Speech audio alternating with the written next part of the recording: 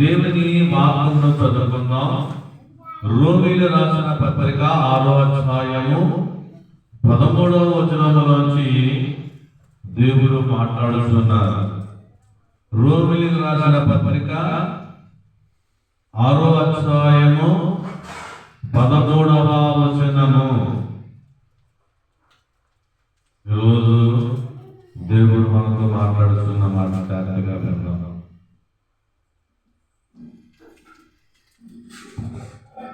మరియు మీ అవయవములను దుర్నీతి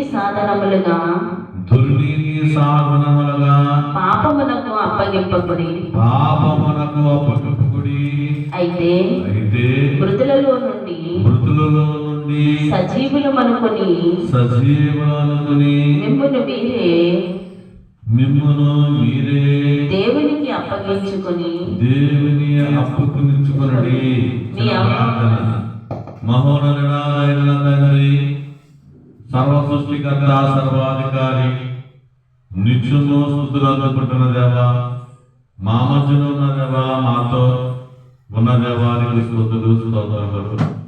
నీ వాక్యము బోధిస్తూ ఉండగా నీ దాసుడను నన్ను నీ శిలువ సాటును మరుగుపరుచుకుని మీరే మా మధ్యకు వచ్చి మాతో మాట్లాడి విరుచున్న బిడ్డలకైనా హృదయానికి అర్థమే భాగ్యం కలిగేమని, మీరు మాత్రమే ఘనతను మహిమను అందుకోమని యేసువాని నామమున అడుగుచు వేడుకుంటున్నాము తండ్రి, ఆమేన్. గుండె చెదరిన వారిని బాగు చేయువాడని, గుండె చెదరిన వారిని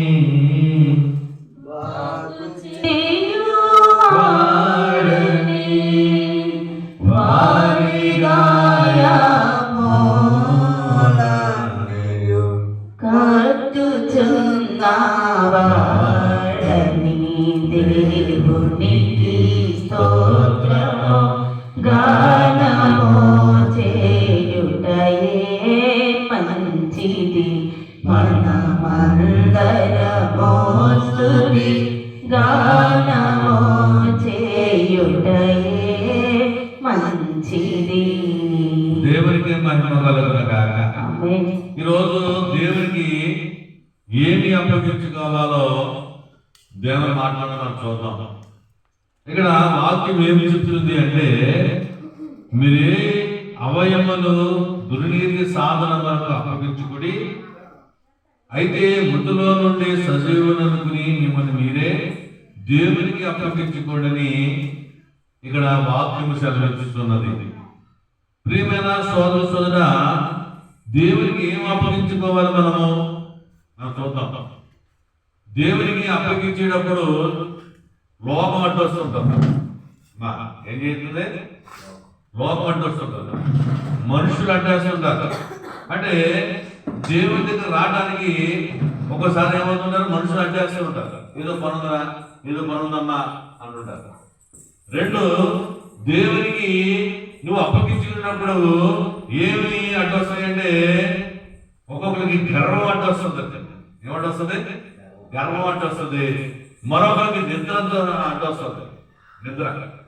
నిద్ర అవ్వాలని, ఎందుకు లేని దేవునికి అప్పగించేటప్పుడు ఈయన అడ్డులు మనకు వస్తూ ఉంటాయి. దేవునికి స్తుతి కలుగును గాక. ఒక్కొక్కరికి భయం అడ్డొస్తుంటుంది, ఒక్కొక్కరికి నిద్ర అడ్డొస్తుంది, ఒక్కొక్కరికి గర్వం అడ్డొస్తుంది, ఒక్కొక్కరికి లోపం అడ్డొస్తుంది, ఒక్కొక్కరికి స్నేహితులు అడ్డొస్తుంటారు. అయితే దేవుడిని అప్పగించడం వలన మనము ఏమి అప్పగించాలో మనం చూద్దాం. దేవుడు అప్పగించాలి. మనం ఏమన్నాడు?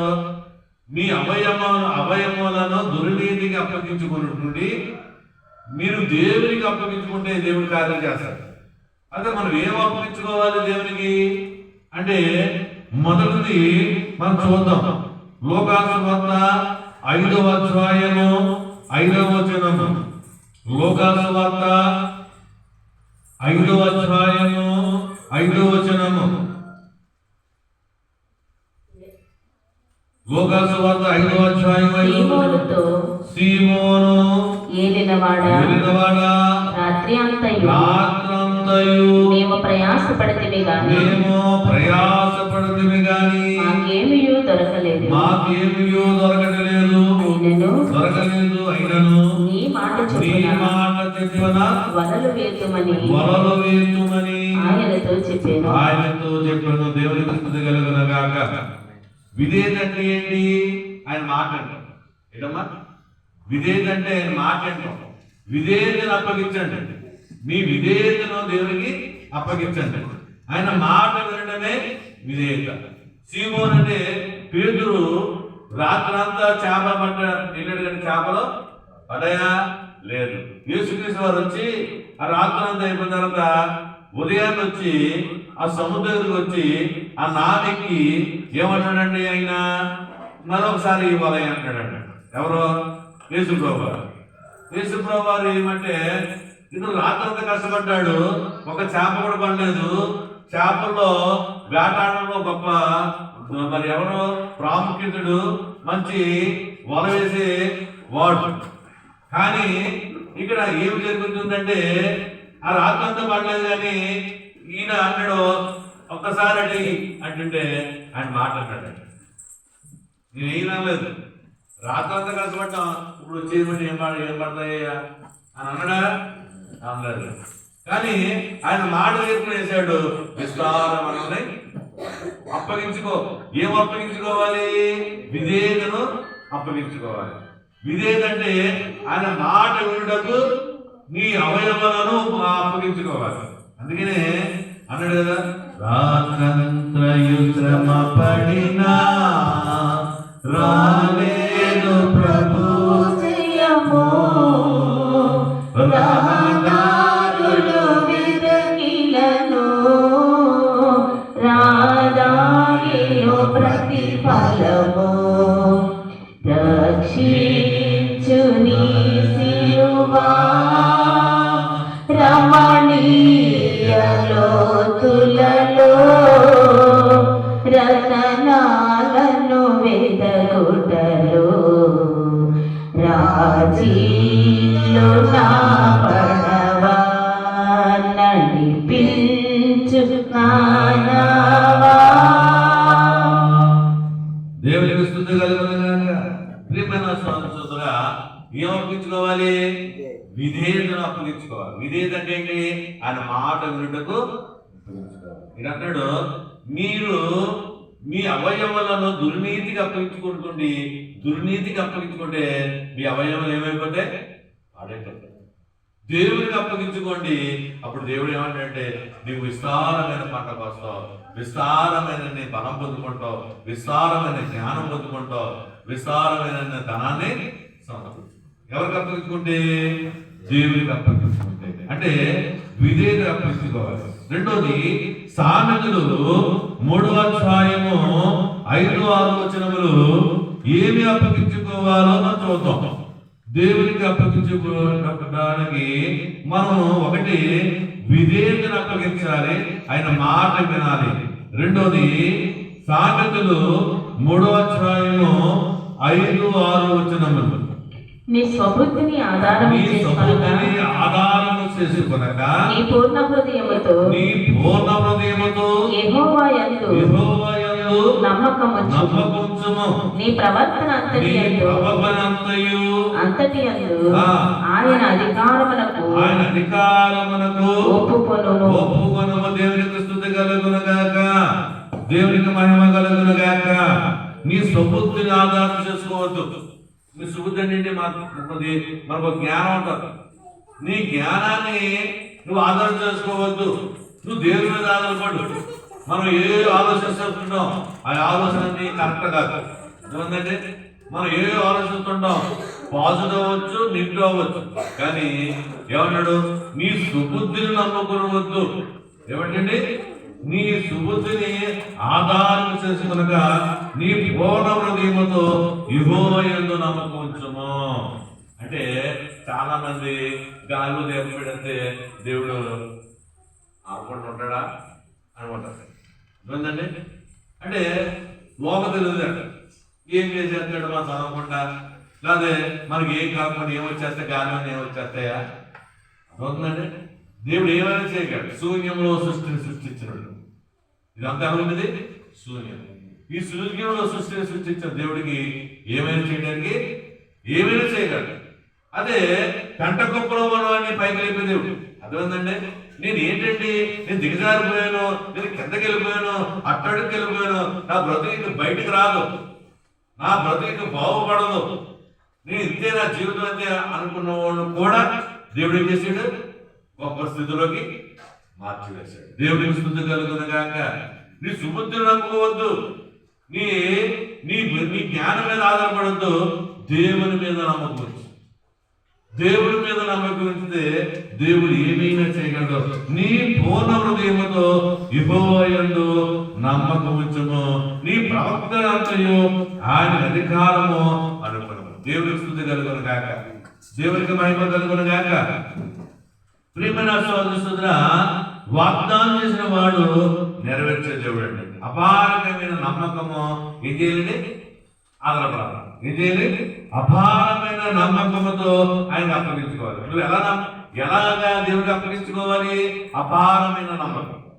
నమ్మకం వేరు, అపారకమైన నమ్మకం అండి. ఆయన అంటే ఆయన ఇంకోటి అంటాడు, అపారమైన నమ్మకం అండి. అంటే డబ్బులు ఎక్కడికి విజయ్ గారి దగ్గర 1,00,000 రూపాయలు దాచానండి, నాకు నమ్మకం అండి, అపారమైన నమ్మకం. ఎప్పుడు వెళ్ళినప్పుడు అంటే దేవుడి మీద కూడా ఎలా ఉండాలి మనం? అపారమైన నమ్మకంతో ఉండాలి. మామూలు నమ్మకం కాదు. ఏమైనా చేయగలడు, ఏమైనా చేసే సమర్థుడని అపారమైన నమ్మకంతో ఉంటే దేవుడు ఏం చేస్తాడు? తప్పకుండా కార్యం చేస్తాడు. అలాగనే ప్రియమైన సోదరా, ఇతరులైన వారు అనేక మంది ఆయన నమ్మారు. అమ్మా ఏం చేశారు? అబ్రహాం ఏం చేశాడు? అపారమైన నమ్మకం పెట్టుకున్నాడు. అతను వృద్ధుడు. ఆ భార్య ఎవరో షారా, వృద్ధురాలు, స్త్రీతనం పోయింది, పిల్లలు పుట్టే ఛాన్స్ లేదు. అయినా సరే దేవుడు అన్న మాటని నమ్మాడు. అంటే అపారమైన ఇతనికి రోగం వైపు చూస్తే ఇతనికి పిల్లలు పట్టరు. ఎందుకంటే ఆ షారా ఏమైంది? గర్భము మూసుకుపోయింది. ఏమైందండి? గర్భం మూసుకుపోయింది. ఇంక తెరవడం అసంభవం. మరి అతను ఏమనుకున్నాడు? దేవుడు చెప్పిన మాటని నమ్మాడు, నమ్మలేదా? నమ్మాడు. ఎలా నమ్మాడు? అపారమైన నమ్మకంతో నమ్మాడు. అపారమైన నమ్మకంతో నమ్మాడు కాబట్టి 25 సంవత్సరాల తర్వాత ఏం పెట్టాడు? 90 సంవత్సరాల పిల్లలు పుట్టారు. ఇస్సాకు అనే కుమారుని దేవుడికి. అంటే ఇదంతా ఎగ్జాంపుల్ చూపిస్తుంటాడు దేవుడు అంటాడు. ఇవన్నీ షారా అనగా, అబ్రహాం అనగా, ఇస్సాకు అనగా, దావీదు అనగా ఒక ఎగ్జాంపుల్. వాళ్ళు చేసే భక్తిని బట్టి వాళ్ళకి చేసే కార్యాలు నేను చేశాను, నువ్వు చెయ్యి. నువ్వు అపారమైన నమ్మకంతో ఉండు, దేవుడికి అప్పగించుకో. నువ్వు అప్పగించుకుంటే దేవుడు ఏం చేస్తాడు? కార్యాలు చేస్తాడు. దేవుడి మందిరం వస్తున్న ఒక మంది అని అపారమైన నమ్మకం. ఆ దేవుడు ఏం చేస్తాడయ్యా? దేవుడు ఏం చేస్తాడు? ఏమైనా చేయడు. నాకు ఏమీ లేదు, 4 మందిలో వెళ్ళిపోతాడు, 3 మందిలో, ఇంకో మంది వ్యాపారంలో ఏమైనా అన్ని డెవలప్ అవుతాయి. సాధారణ శోధిస్తుంది. అద్భుతంగా మరి అన్నారు, శోధించినప్పుడల్లా ఆయన అంతరంగం పైకి మొదట శోధించాడు. ఆయన శోధించిన తర్వాత చాలా బాధేసింది. కొన్నాళ్ళకి అదే తెలియదు. ఇప్పుడు లక్షలాది మంది ప్రజలైనా సువార్త చేస్తారు. ఇన్ని లక్షలాది మంది ఒక మీటింగ్ పెట్టేంటే, ఒక క్రిస్మస్ చేసేటంటే 1,00,000 మంది కూర్చుంటారు. దేవుడు చూస్తుంది కలుగునగా, దేవుడికి మహిమ కలుగునగా. అపారమైన నమ్మకం. ఇప్పుడు ఈ మందిరం ఎలా ఉంది? ఒకప్పటికి ఈ మందిరం ఏమైపోతే ఈ నిండా నిండిపోయి విశ్రామైన ప్రజలు, అది అపారమైన నమ్మకం. దేవుడు ఏమైనా చేయగలడు, ఎవరినైనా పిలుచుకోగలడు, తెచ్చుకోగలడు, కూర్చోబెట్టగలడు. దేవుడి సువార్తనే ప్రకటించగలడు. దేవుడి స్తుతి కలుగును గాక.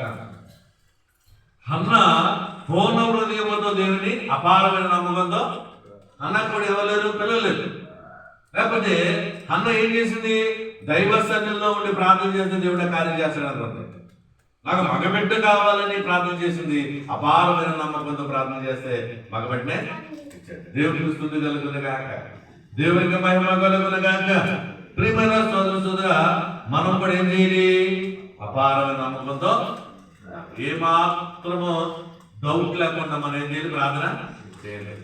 ఎవరైనా సరే మనం అపారమైన నమ్మకం పెట్టుకుంటే దేవుడి కార్యాలు చేస్తారు. దేవుడికి స్తుతి కలుగును గాక. రెండోది మూడోది చూద్దాం. మూడోది యోబు గ్రంథము 22వ అధ్యాయము 21వ వచనం. యోబు గ్రంథము 22వ అధ్యాయము 21వ వచనం. దేవునికి అప్పగించుకోవాలి. ఆయనతో సహవాసము చేసిన నీకు సమాధానము కలుగును. అలాగున నీకు మేలు మేలు కలుగును. దేవునికి స్తుతి కలుగును గాక. ఆయన సహవాసానికి మనం అప్పగించుకోవాలి. ఎవరి సహవాసానికి?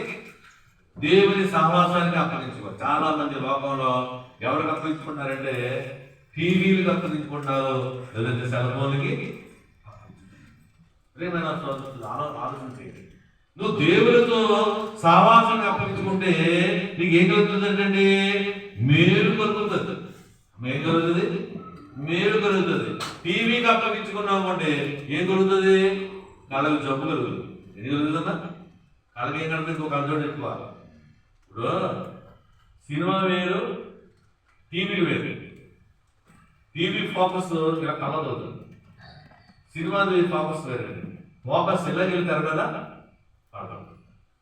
అది అక్కడ రేంజ్ అయితే. టీవీది సెల్ ఫోన్ ఈ లైటింగ్ కళ్ళకు కొట్టి కళ్ళలున్న నరాలున్న బలిజన చేసి, అందుకనే చిన్న వయసులోనే కొంతమందికి పిల్లలకి ఏమవుతున్నాయండి? అదోడు పడుతుంది. ఎందుకంటే ఈ నరాలు వీక్నెస్ అయిపోయింది. వీళ్ళు దేనికి బాధ్యతైపోయారు? వారి అవయవాలు దేనికి అప్పగించుకుంటారు? సెల్ ఫోన్కి, టీవీ. అయితే దేవుడికి అప్పగించుకుంటే మేలు జరుగుతుంది. దేవుడికి స్తుతి కలుగును గాక. దేవుడికి అప్పగించుకుంటే జ్ఞానం కలుగుతుంది. దేవుడికి అప్పగించుకుంటే మేలు కలుగుతుంది, సమాధానం కలుగుతుంది. సమాధానం అంటే ఏ సమాధానం అంటే ఏంటి? సమాధానం అంటే నువ్వు ఏది కోరుకుంటా దగ్గరికి వచ్చావు. దేవుడికి స్తుతి కలుగును గాక. దేవుడికి మహిమ కలుగును గాక. ఆయనతో సహవాసం చేయటకు అప్పగించు. సహవాసం అంటే ఏంటి? ఫ్రెండ్షిప్ అంటే ప్రతి క్షణము ప్రతి గంటలో కూడా దేవుని ఆలోచన కలుగుతాం. మా పాట పాడుకుంటాం, బైబిల్ చదువుకుంటాం, ప్రార్థన చేసుకుంటాం. దేవునితో సహవాసం చేయటం. పొద్దున్నే లేచి నువ్వేం చేయాలి? మనం ఏం చేయాలి? ప్రార్థన చేసుకుంటే ఉదయాన్నే దేవునితో సహవాసం చేసేవారు. అదే వాక్యం చదువుకుంటే దేవునితో సహవాసం. అప్పుడు దేవునితో సహవాసం చేసిన వాడికి ఏం జరుగుతుంది? మేలు కలుగుతుంది, సమాధానం కలుగుతుంది. సమాధానం అంటే నువ్వు దేవుని కోసం చదువుతున్నావు, అది నీ ఎదురికి వచ్చేస్తావు. దేవుడికి స్తుతి కనుక ప్రియమైన ఇంత ఈజీగా మనం పొందుకొచ్చాను దేవుడి దగ్గర. ఇంత ఈజీగా దేవుడి దగ్గర తీసుకుంటే దేవుడు మార్గాలు వాక్యాలు చెప్తుంటే మనం ఎక్కడెక్కడికో తిరుగుతాం, ఏదో చేస్తుంటాం. కానీ మన సుబుద్ధిని నమ్ముకుంటాం, కానీ దేవుడి మీద ఆధారపడదు. దేవుడు ఉన్నాడు, దేవుడు ఎన్నిటి ఇస్తాడు, దేవుడితో సహాయం చేస్తే మనం మేలు జరుగుతుంది అని వాక్యం చెప్తుంటే అది నమ్మం. అంటే నమ్మకం లేదు. అపారమైన నమ్మకం కలిగిన వాడు రోజు గొప్ప కార్యాలు చేసుకుంటారు, గొప్ప స్థితిలో ఉన్నాడు. దేవుడికి స్తుతి కలుగును గాక. నిన్న మొన్న ఆనూరులో మీటింగ్ జరిగింది. వాళ్ళు ఇప్పుడు కూడా ఒక టైం నిర్ణయించుకుంటారు. సపోజ్ ఉదయం 11 గంటలు అన్నారు. ఏంటని 11. మేము నాకు టైం ఇంపార్టెంట్, టైంకి నేను వెళ్ళిపోయేవాడు. 11 గంటలకు వెళ్తే నేను మా వేబిరాణి గారు ఇంకొక ఎదురుండో తప్ప ఎవరు లేదు. 12:30 వచ్చేవారు. ఎవరో ఆ సంఘర్ష ఆ ఊళ్ళో 11 ఎక్కడ, 12:30 ఎక్కడ? సేవకులు ఎక్కడెక్కడి నుంచో ఊరి నుంచి వచ్చారు. అందరికి ఆశ్చర్యం వేసింది. పెద్ద పెద్ద సేవకులు కార్లో వచ్చాడు. హైదరాబాద్లో, నెల్లూరులో, వెస్ట్ గోదావరిలో పెద్ద పెద్ద సేవ చేసుకున్న వాళ్ళు వచ్చి ఆ జనాంగాన్ని చూస్తుంటే వాళ్ళకి ఏం చెప్పాలి, ఏం చేయాలి ఒక ఆలోచన. చాలా బాధ వేశారు, చాలా బాధపడ్డారు వాళ్ళందరూ. నేను చూశాను. ప్రేమ వాళ్ళ ఇంటికి ఇప్పటికి కూడా ఒక రోజు అయిపోయింది, 2 రోజులు అదే పని చేసేది. 11 గంటలు రాలేదు, 12:30కే. ఏం అప్పగించుకున్నారు వాళ్ళు? ఇంటికాడి ఆ వాక్యం ఎప్పుడా, పాటలు ఎప్పుడు వెళ్తాయా, అప్పుడు వెళ్దామని ఆలోచిస్తున్నారు. ప్రారంభ ప్రార్థన కాదు వచ్చేసి. అర్థమంతా నేను గమనించాను. వీళ్ళు ప్రార్థనకు కాదు, ఆరాధనకు కాదు, వాక్యానికి వెళ్దామని వాక్యం మొదలైనప్పుడు వాళ్ళు వచ్చేవారండి. ప్రియమైన సోదర విధేయత కాదండి. 11 ఎన్ని గంటలకి నాకు మాట్లాడుకున్నారంట. ముందు ఫస్ట్ జాబ్లో ఉదయం ఎన్ని గంటలు పెట్టుకుందాం అంటే 11 గంటలు పెట్టుకుందాం, మీరు అందరూ వస్తారా అంటే 11 గంటలు పెట్టండి అన్నారంట. అతను ఇది సభలు జరుగుతుంది కానీ 11 గంటలు స్టార్ట్ చేస్తే ఎవడో కూడా 12:30 వచ్చారు. మొదటి రోజు అయిపోయింది, గద్దించారు. మళ్ళీ 2వ రోజు స్టార్ట్ చేసుకుంటారా? లేదు, మళ్ళీ 12:30కే. మళ్ళీ 3 రోజు అంటే ఈడ అవయవాలు దేనిగా అప్పించుకున్నారంటే రోగాలు అప్పించుకున్నారు. రోగాలు అప్పించుకుని ఎవరొకరు వస్తారు, ఆతో వీళ్ళతో మాటలు పడి గడియారం చూడండి. గడియారంతో పని ఉంది. భయభక్తులు ఉంటే గడియారం వస్తారు, భయభక్తులు ఏమంటే వచ్చారు ఎవరో వచ్చి ఆతో కబుర్లు చెప్తుంటే టైం అయిపోతుంటది. అది ఆవిడ వెళ్ళిపోయిన తర్వాత టైం వస్తే 12, స్నానం చేసి రావడానికి 12. ఇది జరిగింది. ప్రియమైన సోదర ఈరోజు చాలా వ్యాధులు పడ్డారు, బాధపడ్డారు సేవకులు. నేను కూడా బాధపడ్డాను. కానీ అలా కాదు. ప్రియమైన నువ్వు దేవుడితో సహాయం చేయాలి. ఎవరో సవరం చేయని ఆత్మీయులతో సహాయం చేయకూడదు. దేవుడితో సహాయం చేస్తే నీకేం కలుగుతుంది? మేలు కలుగుతుంది. నీకేం కలుగుతుంది? సమాధానం కలుగుతుంది. అక్కడ పెద్ద వస్తుంటారు, పెద్ద వాక్యాలు చెప్తుంటారు. మీరు వెళ్ళి ప్రార్థన చేయడమే. నేను వెళ్ళి నాకు ఒక 5,000 పాన్ తీర్చాడు రాత్ర. నాకు అయితే నేనేం వాడబడలేదు కదా సార్ అంటే, లేదు ప్రోత్సహించడానికి ప్రార్థన చేసినంతే. ఇటు వాక్యం వచ్చిన ప్రార్థన, అయ్యా ఇప్పుడు వరకు జరిగిన కార్యక్రమం నిబంధనలు ఇక్కడ వాక్యం జరుగుతున్నది. ఆ వాక్యం నాయన హృదయంలో ఎత్తబడే వాక్యం కలిగించమని యేసు వారి నామమునే అడుగుతున్నాను తండ్రి అన్న మాట 2 సార్లు మాట్లాడినాను అంతే. ఇప్పుడు మీటింగ్ వెళ్ళాను, ఆ 2 మాటలు ఎంత ఇచ్చాడు అంటే నేను అనే మాట అంటే నేను పని చేయలేదు అక్కడ, నాకు ఎందుకు చేయకూడదు? నేను చిన్న పని చేశాను, ప్రార్థన చిన్న పని చేశాను, వాక్యం అందించలేదు కదా అంటే లేదు మీరు వచ్చండి అర్థండి. అంటే అక్కడ 2-3 చాలా మంది పిలుపుతున్నాయినా ఎవరికి సమయం లేక నేను అన్నాను ఈరోజు మీకు వాక్యం ఇస్తానని అన్నాను. ఆ మాట నాకు వద్దు, ఈరోజు శనివారం వాకు చాలా ఉంటుంది, మంచిదని బయట ఇవ్వడం మంచిదే, కానీ లిమిట్గా ఎంతమంది నుంచి పిలుచుకున్నారో అంతమందికి ఒక షెడ్యూల్ వేసుకోండి. 1-2 తప్ప 3 వాక్యాలు ఉండబట్టే 2 వాక్యాలతోనే సరిపెట్టాడు. దేవుడు అంటే ఎందుకు ఈ మాట చెప్తున్నానంటే విధేయత నేను ఉంటాను. విధేయత అంటే మాట చెప్తే మాట ప్రకారంగా ఇన్నిసార్లు చెప్పినది సేవకుడు మరి ఈ ఆదివారం ఏం చేయాలని కడిగి ఏంటన్నా సేవకుడు ఎంతోమంది బాధపడ్డారు. దూరం నుంచి వచ్చి మీకు వాక్యం అందించడం కానీ 12:30 వరకు కూర్చొని 12:30కి వస్తే భోజనం కొత్తలేదు లెక్క. ఆడు 12:30కి వచ్చారని 3 గంటలకు చేసేవారు. తప్పదు కదా. ఎలా వచ్చినా ఏం చేసినా మీరు చెప్పాలని చెప్పి చెప్తాం, మేము మాతో వదలమని చెప్పారు. అర్థమైందంటే 11 గంటలు వస్తే 1 గంటలు కుదిరేది, 12:30 వస్తున్నాను కాబట్టి 2:30కే కుదిరేవారు. దేవుడికి స్తుతి కలుగుతుంది గాక, దేవుడికి మహిమ కలుగును గాక. ప్రియమైన సోదర ఈరోజు దేవుడు మనతో మాట్లాడుతున్న మాట ఒకటి, మనం ఎవరికి అప్పగించుకోవాలి చెప్పండి? దేవుడికి. ఏం అప్పగించుకోవాలి? విధేయతను అప్పగించుకోవాలి. విధేయత అంటే ఏంటి? ఆయన మాట వింటాం. ఆయన మాట ఏంటి? ఆయన మాట ఏంటి? ప్రార్థన చేయమంట. ప్రార్థన చేస్తే ఇస్తాను. అడుగుడి ఇవ్వబడు, వెతకుడి దొరుకుడు. ఆయన మాట అది. ఆయన మాట ప్రకారం చేస్తే మనకి ఏం జరుగుతుంది? మీరు జరుగుతుంది. అది కదండి విధేయతకి అప్పగించుకో. రెండోది అపారమైన నమ్మకానికి అప్పగించుకో. నమ్మకం వేరు, అపారమైన నమ్మకము వేరు. నీ బతుకంతా చీకటి అయిపోయింది, నీ బతుకులోంచి విడుగు రాదని స్థితిలో నువ్వు దేవుడి దగ్గరకు వచ్చి నేను వెలగలను, నా జీవితంలో విలువ వస్తుంది అన్నదే అపారమైన నమ్మకం. ఒక వ్యాధి వచ్చిందండి, డాక్టర్ అంతా తగ్గదంటారు.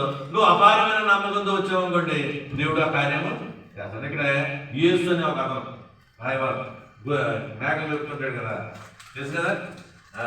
యేసు అనే అతనికి కిడ్నీ పాడైపోయింది, నడుముకి బెట్టెట్టుకున్నాడు చూసారు కదా. బెట్టెట్టుకుంటే అలా మేనమాంస ఇక్కడ తీసుకుని ఇక్కడ బాగుపడ్డా అతను చెప్పాడట. అతను వచ్చాడు, వచ్చి ప్రార్థన చేసుకున్నాడు. అన్న అపారమైన నమ్మకం పెట్టుకో, నమ్ముట నీవులైతే నమ్మువారికి సమస్తము సాధ్యమని చెప్తే అలాగే నమ్మకంతో వచ్చాడు. ఆ నమ్మకం ఏం చేసిందంటే ఆ కిడ్నీని బాగు చేసింది. ట్యాబ్లెట్ కూడా బాగుపడలేదు, కిడ్నీ పూర్తిగా మరి బాగుపడిపోయింది. ఈరోజు చక్కగా మేకని చేస్తున్నాడు. ఒకప్పుడు మేకలు మీయించడానికి కూడా ఓపిక లేదు, నడవలేని స్థితిలో ఉండేవాడు ఇప్పుడు పరిగెత్తే స్థితిలోకి. దేని వల్ల వచ్చింది? అపారమైన నమ్మకం వల్ల, దేవుని స్థితి కలిగిన కాక. అలాగే ఇక్కడికి అనేక మంది నమ్మకంతో వచ్చేవారు.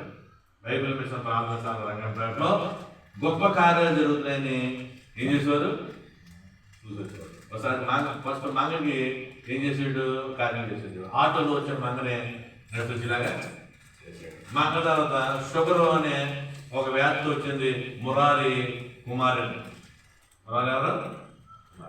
ఆవిడ కూడా దేవుడు బాగు చేస్తాడు, షుగర్ అంతా తగ్గించేసాడు. అలాగే అనేక విషయాలు అక్కడ రాయవరం సన్నిధిలో చేస్తే అనేక మంది నమ్మకం దొరుకుతుంది. ఈ నమ్మకం బాగా బాగు చేసింది. తర్వాత సేవకులను కట్టబడ్డారు. చేశారు సేవ కట్టారు. ఈరోజు ఇటెళ్లలో తెలియక ఇటు వెళ్తే బాగుపడతాం. దేవుడి దగ్గరికి వెళ్ళి ప్రార్థన చేసుకుంటే కార్యం జరుగుతుంది. ఏం చేయాలో అర్థం కాక ఏమైనా దేవుడు విడిపిస్తాడు. దేవుడికి స్తుతి కలుగును గాక. రెండోది అపారమైన నమ్మకానికి మనం అప్పగించుకోవాలి. మూడోది ఆయన సహవాసం చేయడానికి మనం అప్పగించుకోవాలి. నాలుగోది మనం తెలుసుకుందాం. యాకోబు పత్రిక 4వ అధ్యాయము 7వ వచనం. యాకోబు పత్రిక 4వ అధ్యాయము 7వ వచనం.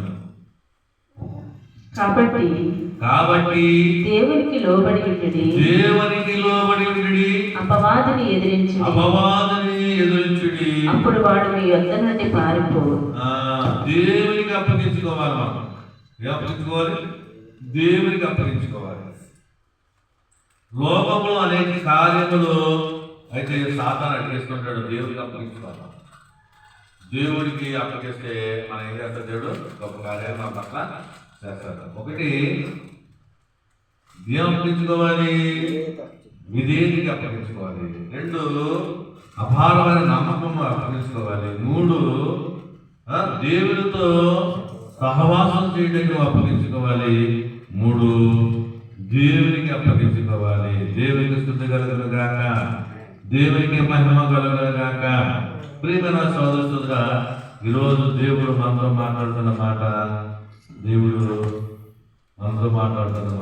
దేవునికి స్తుతి కలుగును గాక, దేవునికి మహిమ కలుగును గాక. పెట్టాడు టీకాలు వేర్చుకుంటే వ్యాధులు రావటంటే రావు. టీకాలు వేసుకుంటే యాంటీవైరస్ వేసుకుంటే రోగాలు రావు. ఏంటంటే ఇంటి దగ్గర అమ్మా కుక్కుంటే ఏం రాదు? దొంగలు. ఎందుకంటే కుక్కలుంటే దొంగలు వస్తాయా? రాదు. అలాగనే వాతం నీలో ఉంటే ఏ పాపం? ఒకటి టీకా వేసుకుంటే ఏ రాదు? రాదు. ఇప్పుడు టీకాకి పల్స్ పోలియో వేస్తుంటారు. ఏ వ్యాధి రాకుండా? పోలియో రాకుండా. యాంటీవైరస్ వేసుకుంటే, యాంటీవైరస్ అంటే పచ్చకామలు రాకుండా, అది వేసుకుంటే ఆ పచ్చకామలు రాదు. ఇంటికాడ కుక్క పెట్టుకుంటే ఎవరు రారు? దొంగలు. వాక్యం నీలో ఉంచుకుంటే పాపం దగ్గరికి దేవుడికి స్తుతి కలుగును గాక. బంగారం నీ ప్రాణం చేస్తుంది. బంగారం ఏం చేస్తుందంటే వాక్యం నీ ప్రాణం నిలబడతాడు. బంగారం నీ ప్రాణం చేస్తుంటే ఎవడన్నా గొలుసెట్టుకోండి అనుకోండి, ఆ గొలుసు తెప్పేస్తుంది కదా. ఆ బంగారం కోసం సరిపేసిన చాలా మంది కూడా ఉన్నారు కదా. బంగారం ఏం చేస్తుంది? నీ ప్రాణం చేస్తుంది. వాక్యం ఏం చేస్తుంది? నీ ప్రాణాన్ని నిలబడి దేవుడికి చూస్తుంది. అందుకనే వాక్యమైన ఆహారం వేసుకోవాలి, వాక్యమైన టీకా వేసుకోవాలి, వాక్యమైన వైరస్ నీలో పెట్టుకోవాలి. అప్పుడు ఏ రాదు దగ్గరికి? పాపం రాదు, ఏ వ్యాధి నిన్ను ముట్టుకోడు. దేవుడికి స్తుతి కలుగును గాక, దేవుడికి మహిమ కలుగును గాక. దేవుడు అన్నట్టండి, అన్న తిండి మొండి పుండి రండి బండి అన్నారు. అంటే తిండి వలన అవ్వ ఏం చేసిందంటే పాపంలో పడిపోయింది. ఆదాము అన్నాడంటే ముందుగా మాట్లాడాడు. ఏం మాట్లాడాడు? నీ తింటాం ఏంటి, నువ్వు ఇచ్చిన అవ్వ నా తాత అని ముందుగా మాట్లాడాడండి. తర్వాత పొండి, తిండి, మొండి, పొండి ఎవరు పొమ్మన్నాడు? కయ్యూను ఏబేలు దేవుడు నీ తమ్ముడు ఎక్కడానంటే ఎక్కడన్నాడు? నాకు నేను కాపలా అమ్మా, నేను కాపలాదాన్నంటే అయితే నువ్వు దేశంలో పో అన్నాడు దేవుడు. మొండి అదేంటంటే మళ్ళీ దేవుడు ఏం చేశాడు? రెండు అన్నాడంటే అమ్మా, యేసుక్రీస్తు వారు సిలువలో మరణించి లేచిన తర్వాత అంటే మొదట నాకు ఎక్కడికి వచ్చాడినా పశువుల పాకలోకి వచ్చాడు. ఆయన అంతస్తును తగ్గించుకుని మళ్ళీ ఏం చేశాడు దేవుడు? రెండీ నాయకులు అన్నాడంటే అమ్మా అన్నాడు లేదా? రెండు అన్నాడంట. తర్వాత బండి, తర్వాత ఏంటమ్మా? బండి. యేసుక్రీస్తు వారు మరణించి తిరిగి లేచి పరలోకి వెళ్ళి ఇదిగో నేను త్వరగా వచ్చుచున్నాను అన్న మాటను ఏం చేస్తాడు? సకీనా మేఘం అని మన దగ్గర పట్టుకొస్తాడు. సకీనా మేఘం అనే బండి మన దగ్గర పట్టుకొస్తున్నాడు, తీసుకొస్తున్నాడు. ఆ బండి ఎక్కడికి వెళ్ళలేను? పరలోకానికి వెళ్ళిపోవాలి. అందుకనే తిండి, మొండి, పుండి, రెండి, బండి. ఇందులోనే ఒక గంట వాక్యం ఉంటుంది మెసేజ్. అంటే సింపుల్గా జబర్దస్త్ కలుగుతున్నాను. దేవుడికి స్తుతి కలుగుతున్న గాక. దేవుడి యొక్క వాక్యమును జీవించిన ఆస్వాదించిన గాక. 7 మినిట్